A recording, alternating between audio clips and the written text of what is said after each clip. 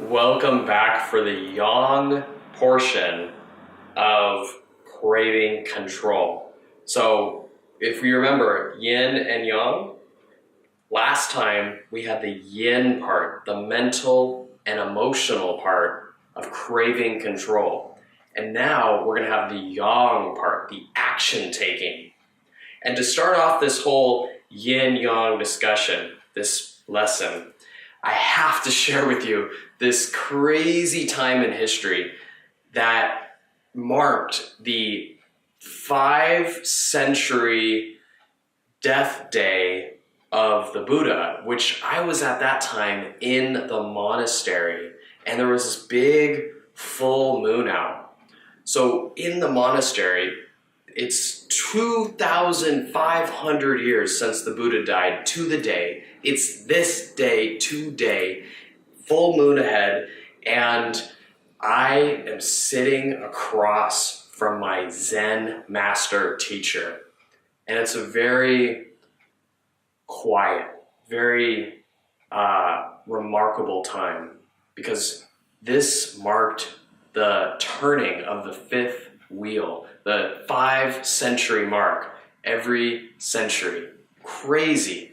And so I'm sitting next to my Zen teacher and I ask him, Greg, you've dedicated most of your life to studying, living, breathing, learning, meditating, contemplating the fundamental truth of Zen Buddhism. And can you just share with me, can you sum it up? Can you just tell me what it's about in 3 words or 4 words? And he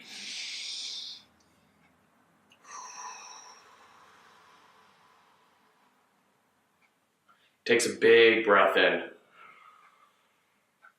And we're in this room. I'm 3 feet away from him. And he looks at me right in the eye. And he says, the means equal the end. The means equal the end. And he goes on and he says, enlightenment, peace, lifestyle. If you want those things, then your actions must be in alignment towards them. If you want your actions to be in alignment, then your emotions and feelings have to be in alignment.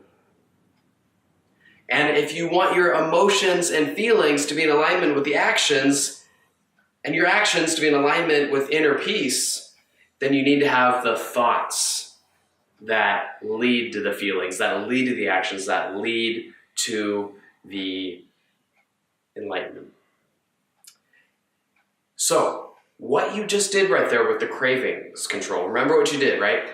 You emotionally broke the pattern, right? You came home from work or really stressed out and you were about to eat something, but you took out that note card and you wrote something down. You wrote down what you were doing and what you were feeling when you last ate and what you had when you ate. And that right there is starting to train your emotions differently. It's starting to get you to think about it differently. And we had the enlightenment moment. The enlightenment was, my willpower is not to blame. If I lose willpower, it's because of the systems and environment and habits that I am experiencing. It's not because I lack willpower, and in fact, I can't really rely on my willpower.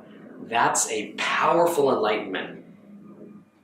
It's a new way of thinking, and thinking leads to different feelings. Feelings leads to different actions leads to different lifestyles. So right now, we're going to start taking a different action based on our new thoughts and feelings. Because if you are really realizing this at a core level, that your willpower is weak, and I'm not talking about thinking about it, I'm talking about feeling it, I'm talking about knowing in your heart of hearts your willpower is weak, then that is going to lead you to a different action. And what is going to happen is you're going to start to realize, oh my God, if I am hungry, I lose willpower. If I am starving, I lose willpower. And don't get me wrong, we're going to be talking about lifestyle stress. We're going to be talking about this concept called the mirror. But for now, we're just going to do the yang aspect of craving control, all right? So I want you to stay with me. Because for you to control your cravings from a nutrition standpoint, you need to realize this fundamental truth. A calorie is not just a calorie, okay? So if you are eating chips, let's say 200 calories worth of chips, you have some Doritos, you eat those chips, well, guess what? That's not gonna fulfill you. That is not equal to 200 calories worth of protein, of natural food. And this is a powerful new way of seeing reality. So that's what this whole program is about. These enlightenments that you're having, like the enlightenment in willpower, realizing that your lack of willpower is not you, but rather the systems and habits and environments, that's a different way of thinking. Okay, that's what this entire program is about. Getting you to think differently and then taking action so you feel differently and then you actually get the lifestyle that you want. Whether that's having energy to show up with your family, not having to worry about the various heart diseases and complications, the health complications that are really scary, diabetes that come along with not so good health, and inner peace, not constantly beating yourself up, not lying to yourself, having the confidence in yourself to having just a normal relationship with food. Getting to that point requires different actions, different feelings, and different thoughts. And we're gonna start opening your eyes up to a brand new reality that has been covered up by the diet industry. Remember, this diet industry is vicious. And I'm talking vicious. It's a $1 trillion industry. $1 trillion industry. And obesity keeps on going up. They're making trillions of dollars off people suffering. This is insane. Trust me, these mental models that they put out there, completely flawed, disastrous, awful. Like, these enlightenments that you're gonna start getting, they're gonna totally change everything for you. So, first of all, we got to start realizing discipline and willpower, they aren't as much in your control as you might like to think. And that actually is paradoxically a good thing. And I know that exercise might have been embarrassing for you. It might have been painful. Like when you get home from work and you're stressed out and you're exhausted and you're feeling, depleted, and you're feeling angry, you're blaming someone else, maybe someone let you down, whatever the case is, it's painful to then take out your note card and write down what you're feeling. That's painful. It's hard to get out that note card and write it down, but you did it.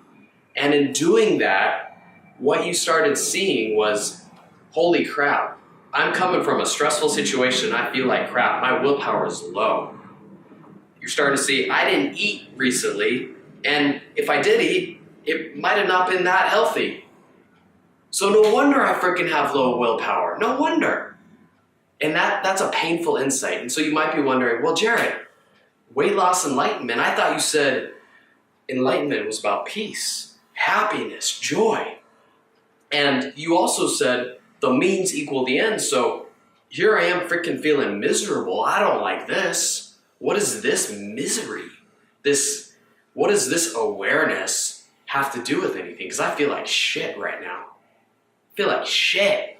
What does this have to do with enlightenment?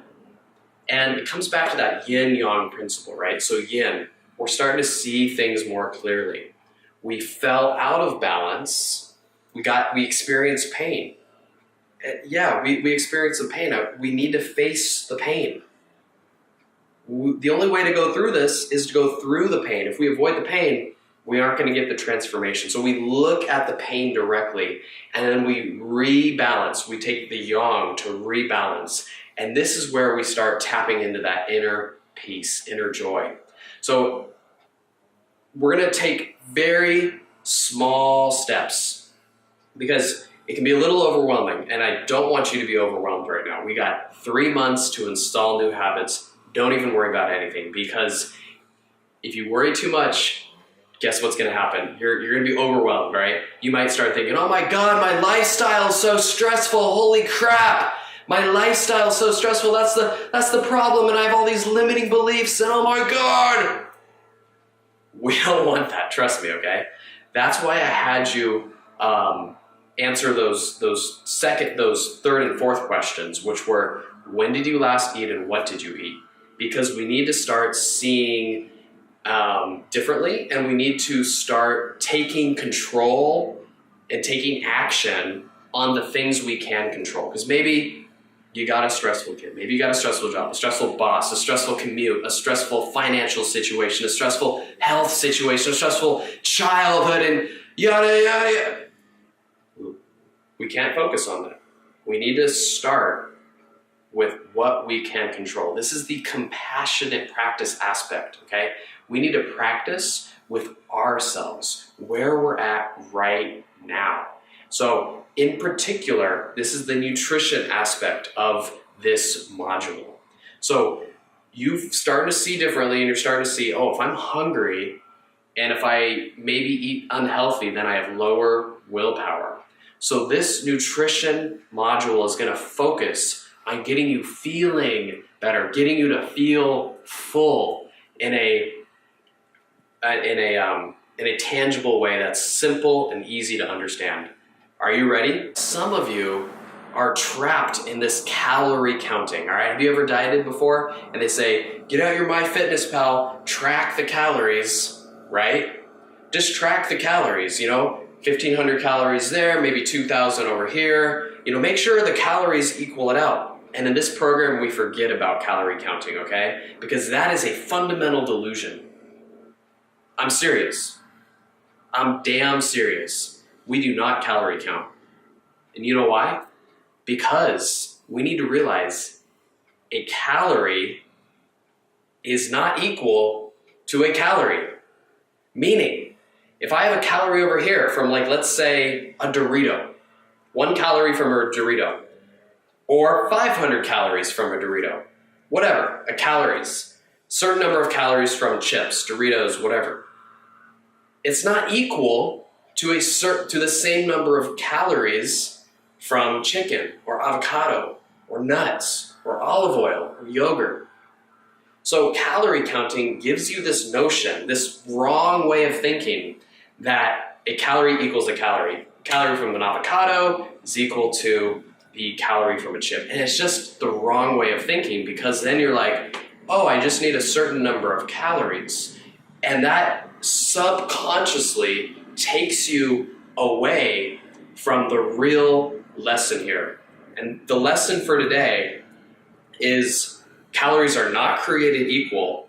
Some calories have more value. They have more energy than other calories. So what this means in terms of value, it's really two different things. It's nutrients, 1, and 2, space, all right? So let's just dive down real quick into this. Nutrients, right?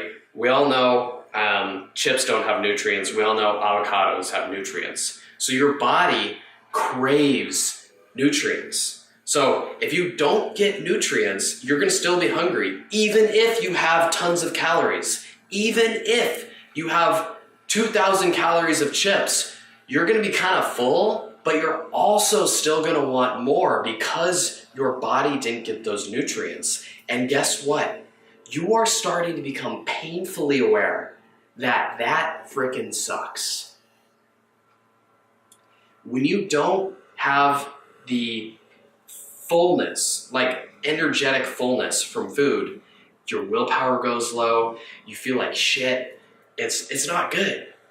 That was the yin, that was the insight. Now we need to take action based on reality to start feeling better.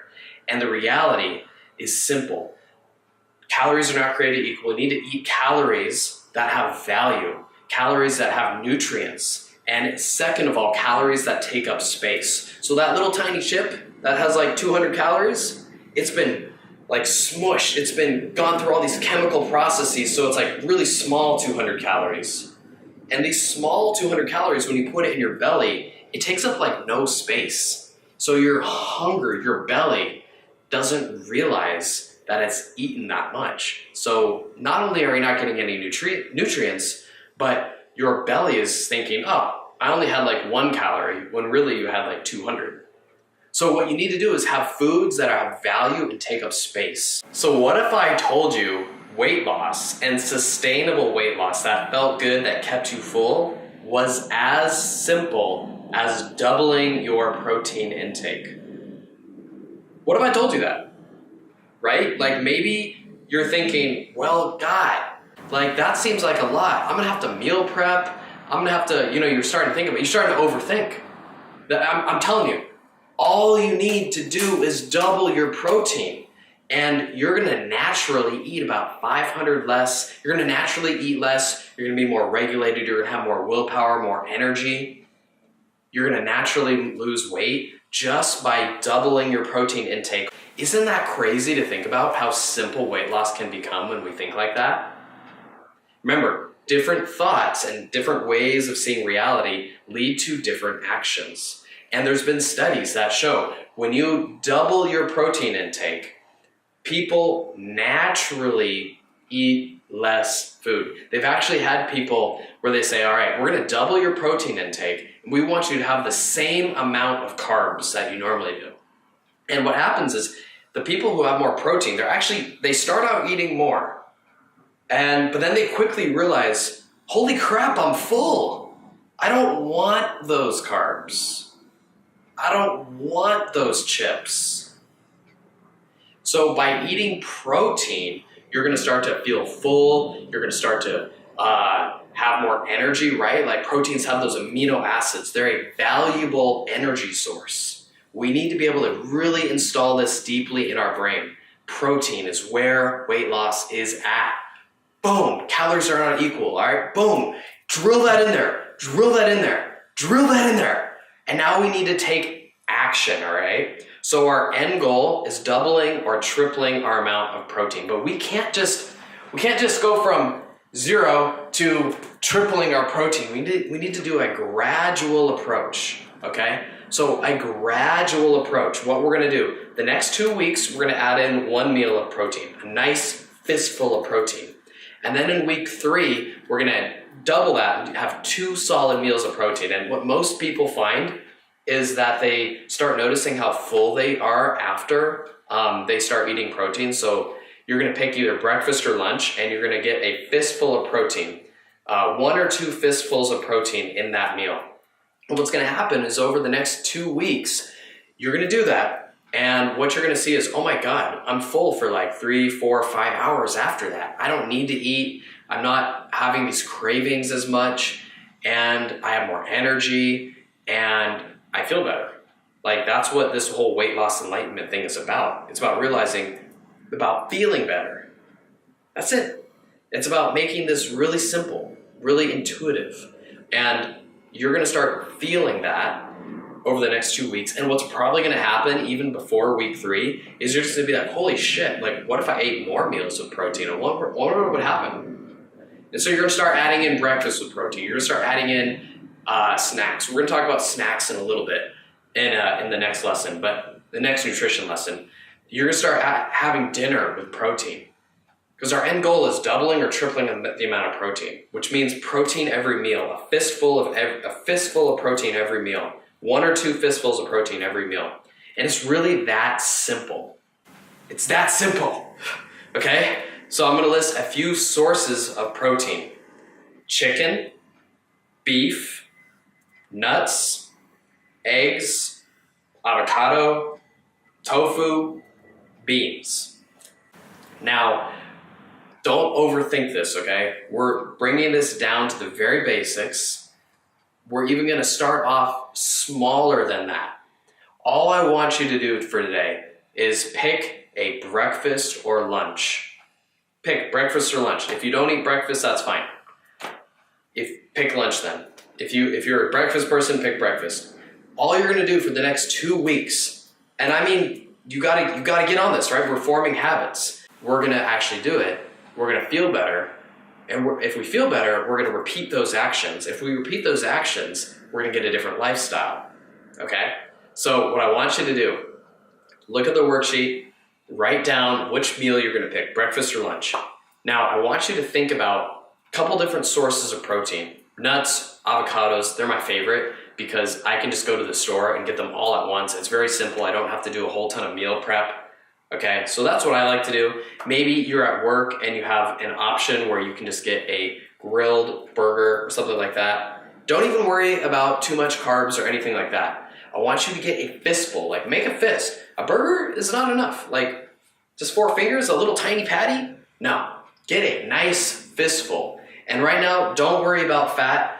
Don't worry about too much fat or anything like that. We're just getting protein. We're simplifying things, okay? One step at a time. Trust me, one step at a time, okay? So to review real quick, cravings, they're a result of habits and environments. It's not a lack of willpower. That was a first enlightenment. Second enlightenment, a calorie is not just a calorie. Calories have value.